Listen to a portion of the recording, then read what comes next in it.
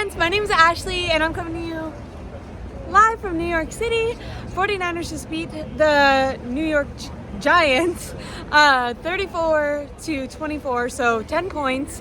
And it was probably the 49ers' most dominant win that they have had this season. It's the first time in 9 games that they've scored over 30 points. So finally the offense, has woken up. And I really want to get into breaking down this game, the positives, some things to work on. But I really feel like I can't, start this with the amped up energy that I wish, trash in the background, that I wish I could have, because I waited till after the press conference to start this instant reaction because I wanted to hear about Mykel Williams. With about 4 minutes left in the game, Mykel went down on the dreaded MetLife Stadium turf. It kind of looked like, okay, finally people are, getting out of this game clean. MetLife has taken, a lot of guys' ACLs throughout the year. Mykel went down, but he hit his knee, and the way he hit his knee, it looked like, okay, maybe this is going to be more of a contusion, like a deep bone bruise, that, maybe he can't practice all week, maybe even he misses next week against the Rams, but he should be fine. That's just how I look, because a lot of times ACLs look like non-contact injuries. So that was my immediate reaction, but I wanted to wait to hear from Kyle Shanahan. And I was kind of assuming that we weren't going to really know until Monday. Normally Kyle will come out and give you a softball answer on what he thinks an injury is, and then on Monday you hear what it really, what it really was. I need to get to the point. Mykel Williams, the 49ers fear that he tore his ACL. Kyle Shanahan came out, it's the first thing he said coming out and speaking to the media today. They're worried that he tore his ACL. Let's see. He said Mykel Williams is obviously feeling very down. Kyle Shanahan said, I told him, you never know until you get the MRI. They're getting the MRI tonight. They'll know tomorrow.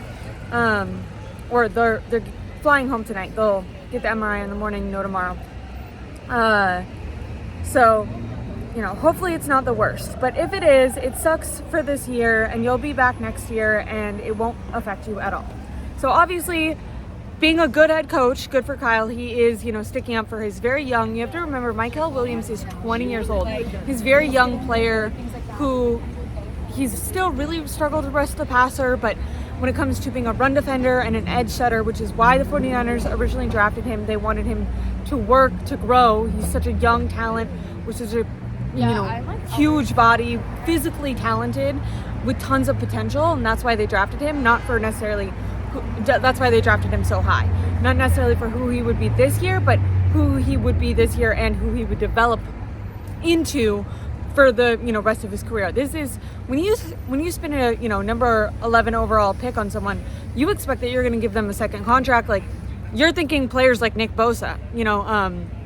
Obviously he was second player drafted overall, but still, like, top 10, top 15 players, you are expecting that they stay with your franchise long term and that they're going to give you a lot.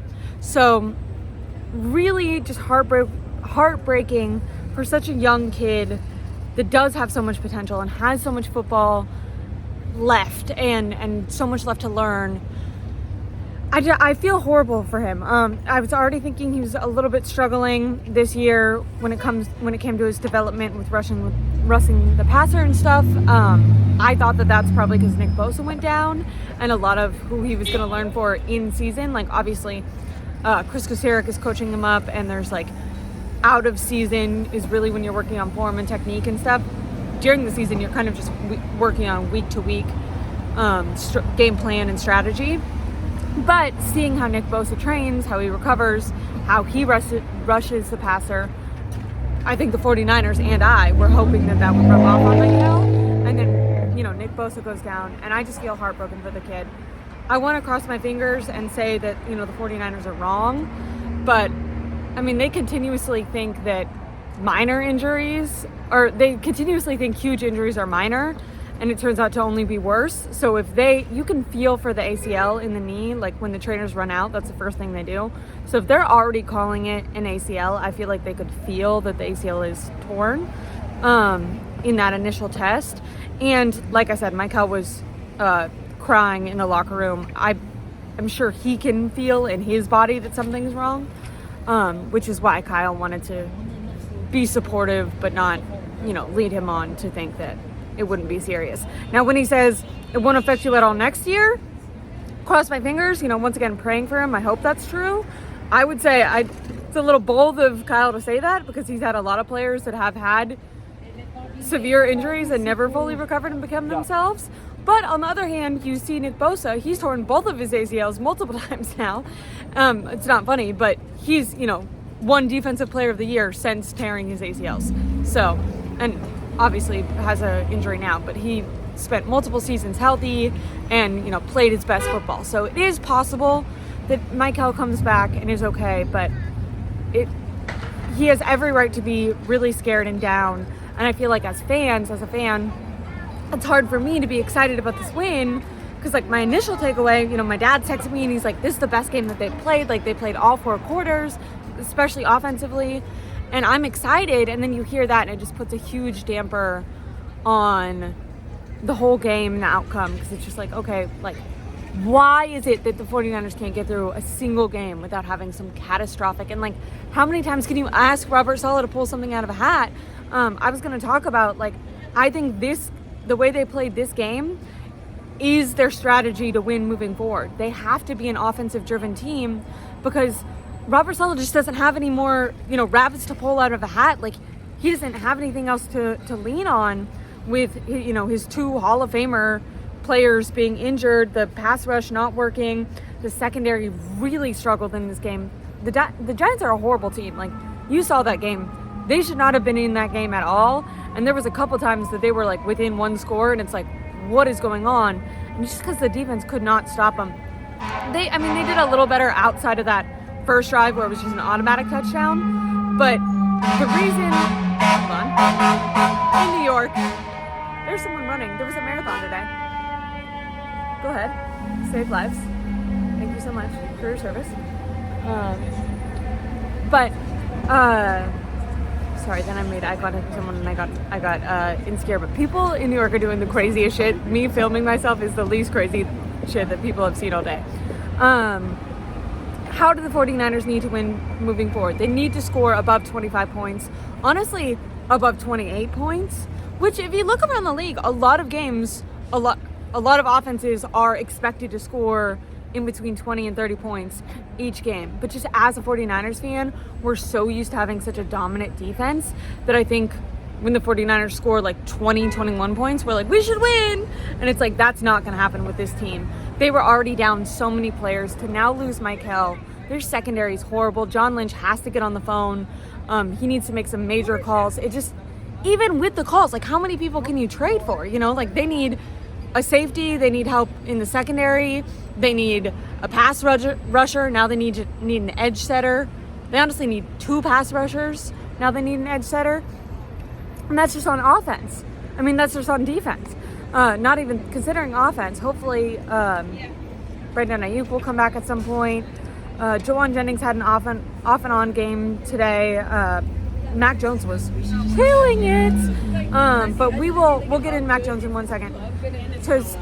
To end off with the defense needing some help and Robert Saleh, kind of at this point, it's what, you can't keep expecting him to make magic out of thin air. ESPN's Jay Glazer did talk during the game in one of those little announcements where they give you some information. And Jay Glazer said that the Niners are going to be one of the most aggressive teams at the trade deadline.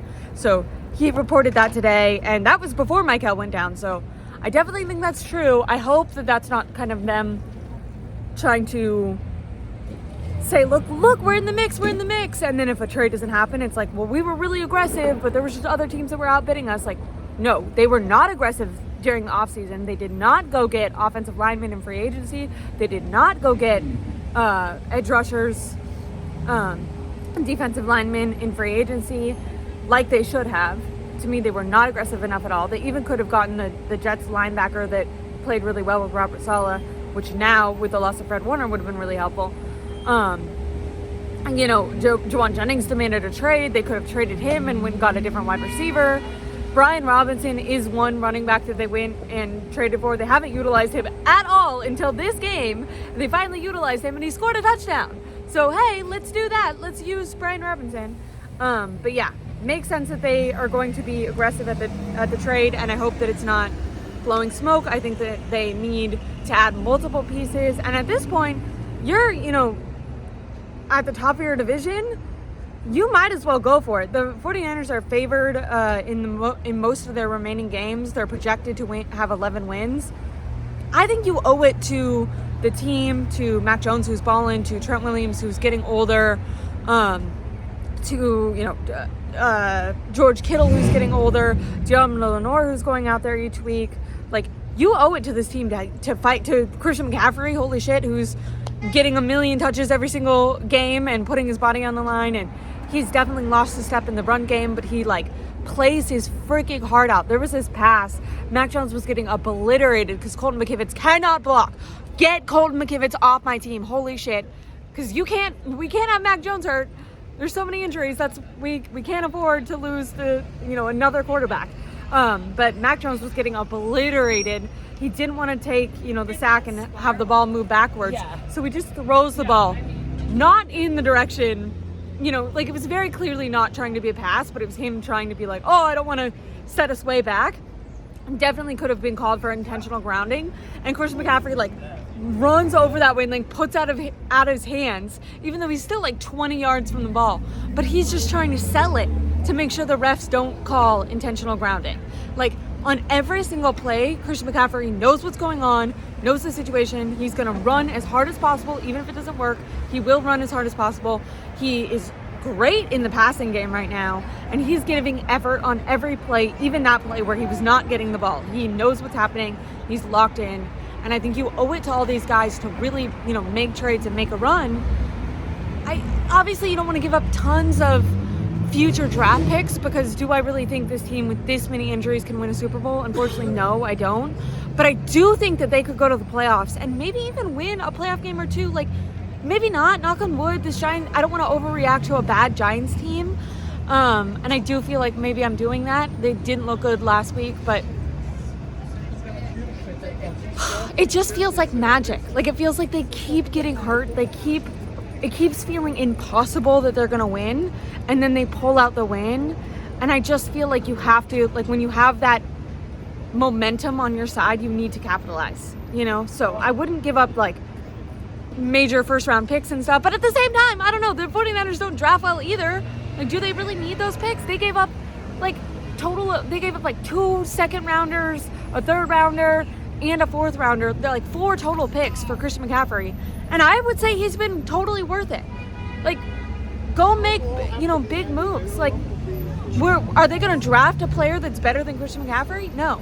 If they would have gone out in free agency this offseason and got Drew Dolman and he was the center, that would have been worth it for those draft picks. Because the 49ers don't draft well. Nick Martin is their third-round draft pick. He hasn't seen the field. So, I don't know. To me, maybe it's better just to say, what did the Rams do a couple years ago? Say F them picks and, go get a proven talent that you can't fuck up. So you let me know if maybe I'm overreacting to that, to the Giants win. Maybe you would say, they're not going to, they have an easy schedule, so they're probably going to get into the playoffs, but they're going to be a first-round exit. You don't want to waste draft picks on that. And I'd be open to hearing that. Maybe that's a more rational take. I'll be going live on my actual laptop, not in the middle of New York, tomorrow when I get home because I'm leaving this morning at 4 a.m., then landing in SF, and then I'll go live Monday after the phone call with Kyle to give you an update on Mykel Williams. Then I'll be going live with Tom Jensen on Tuesday, and maybe I'll feel more rational then. But right now, I'm dude, you're winning these games. You gotta go for it. You gotta try. You owe it to the fans, to the team. There's some magic spirit. I want to give a shout out to Eddie Pinheiro. This is just, a testament to do not hold on to things too long. Don't do the sunk cost fallacy. It doesn't matter what you gave up. They should have got rid of Jake Moody a long time ago. Eddie Pinheiro, since he's been with the 49ers, knock on wood, I don't want to jinx it, 19 of 19 on field goals. He is the best kicker in the NFL right now. He won Special Teams Player of the Month last month, and continued to freaking kill it today. Let me see. These are my notes before I found out about Mykel Williams, and I kind of want to go through them because I know I was a bit of a downer with the Mykel Williams news. Mac Jones was 14 of 14 in the first half, although there was that fumble, interception, whatever you want. It was rule the fumble, but it never hit the ground, so I thought it was kind of an interception. But 14 of 14 in the second half, the 49ers were winning. Now, they only ran the ball 15 times the entire first half. That wasn't great.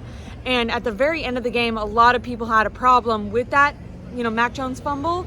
And they said Kyle Shanahan should have just ran the clock out. He should have ran the ball, ran it out, because they knew that the 49ers knew they were getting the ball back in the third quarter when they came back. They were getting the ball first. I understand that logic because that's being safe. That's making sure that, something like a turnover doesn't happen. It could have bit the 49ers in the ass. Luckily, the Giants absolutely suck. So not only did they not score a touchdown, but they missed their field goal because it was in Giants territory by the time the Giants got the ball back, or when the Giants got the ball back. So I do understand, it would have been safer to run the ball there. At the same time, the 49ers have been so successful at passing up until that point. They were 13 of 13. Mac Jones was averaging almost 10 yards per pass, which is longer than most runs that you get. So I kind of understand, hey, momentum's on our side. The Giants haven't shown that they could stop anything. Why are we going to slow ourselves down? I am always yelling that Kyle needs to be more aggressive. My dad is always, texting me that Kyle needs to be more aggressive. So it feels a little hypocritical for me to then get mad that Kyle Shanahan didn't play it conservative and, was aggressive at the end of the half. It didn't work out, but I don't know if I totally am mad at the logic because the Giants weren't stopping you at that point. Up until that point, Burns made an excellent play. He's their best player. Exactly. So second half, they came back. They ran the ball 24 times. I mean, they were leading by that point, so mostly they were just trying to score, get, the defense some rest, and run the clock out, which I thought was very smart. I thought Kyle had an excellent game plan and awareness of the situation in today's game, which was a big step up from last week. So really good on them. All except for the first drive on 49ers defense. Up after that first drive, felt like both sides of the football had plenty of energy and they were ready for the moment. Mac Jones, so like I said, scored 30 points for the first time in 9 games, and they're going to need to become an offensive dominant team. Mac Jones was dealing. He was 19 for 25, 2 touchdowns, 0 interceptions. He did have that fumble, above 100 passer rating. I did say, defense still really struggling, couldn't pressure the QB, couldn't stop the run. Secondary really struggled as well. They need to make a trade. This was before I found out about Mykel too, so that's only amplified now. I look at these underlines. I said this for now, underline, is the type of game the 49ers need to play. They have to be able to rely on their offense, score 25 plus points, play keep away enough to keep the defense refreshed. These are a lot of young games or a lot of young players on defense, and they're not playing their best football. But if the offense can stay healthy enough to distribute the ball, distribute it to George Kittle, distribute it to Jawan Jennings, hopefully Brandon Ayuk comes back soon. Jordan Watkins actually played well today, which congratulations on Jordan Watkins. He had his first NFL reception last game, but he dropped it. So I'm glad that Mac Jones has instilled confidence in him and went back to him, and it paid off. Jordan Watkins did great today. Getting Brian Robinson involved really helped in the red zone. I would target George Kittle more in the red zone, but I understand. I think they're leaving him in to block a lot because Colton McKivitz, the whole offensive line really struggled, but there was a couple sacks and that fumble that we were talking about. That was not on Mac Jones at all. That was 100% Colton McKivitz. So they need to work on this offensive line. I'm praying for Mykel Williams. I have all my praise for Mac Jones. Let me know, what would you do? If Brock Purdy's feeling healthy, do you bring Brock Purdy back against the Rams? That's next week. The Rams have an excellent defensive line. And Mac Jones is playing great. Like, he's above 100 passer rating. I'm not saying Mac Jones should be the starter, but can you really bench him while he's playing like this? Like, what happens if Brock Purdy comes back and plays poorly? Because, like I said, you know, they're out so many guys. The defense is now without Mykel Williams. Maybe the defense struggles. The offense can't keep up. Is that going to, you know, end up looking bad on Brock Purdy? If he pushes to come back, then fans are going to, you know, turn on him. You let me know. If Brock Purdy starts against the Rams and he doesn't play well and the 49ers lose, are you going to be mad that they made the switch? Or do you think they should keep Mac Jones? Or there's the issue that what if they, you know, continue to start Mac Jones and Mac Jones plays poorly and Brock Purdy's healthy and it's like, okay, well, why didn't you have your starter play? So there's going to be some quarterback updates and drama to come this week. We don't, you know, have an update on the toe yet. It still seems to be day to day, according to Brock Purdy, and I'm sure we'll hear more about it on Monday. And then throughout the week, you know, they practice on Wednesday. By Thursday, we'll probably know if Brock Purdy is ready to play against the Rams. He traveled to New York or to New Jersey with the 49ers, but he wasn't even qualified to be the, you know, the second string backup quarterback. He was not at all active today. So, and I think that's good. I think if he's healthy enough to be active, he should be starting. He's the starter. But it just shows maybe not super smart that the 49ers paid this guy, you know, like $200 million when Mac Jones is playing similarly. I mean, he's executing the offense. Obviously, Brock Purdy would extend a lot of drives utilizing his legs. At the same time, Mac Jones is getting the ball out really quick, which I think is helping. So you let me know, or first of all, send your prayers to Mykel Williams. I'll be going live 3:30 Pacific time is usually when Kyle Shanahan goes and calls the media. I'll be on that call and I'll go live to give you an update on Mykel Williams. We're sending our prayers out to him. And you let me know, would you be willing to make a trade if you're John Lynch, or a couple trades? How much would you be willing to give up? Is it risky to, you know, give up a lot with this team? Or, you know, do they kind of owe it to the 49ers and to the team right now with all the fight that they've been doing to make a trade? And then based on, let's say Brock is healthy, because if Brock isn't healthy, you shouldn't start him at all. But if Brock is healthy, do you start him or do you stick with the hot hand? Because right now, Mac Jones is playing great. Let me know in the comments. Please give me a like and subscribe. I really appreciate it. It was great to be able to come to New York, be able to watch this game. Thank you guys so much. Have a great night. Love you. Bye.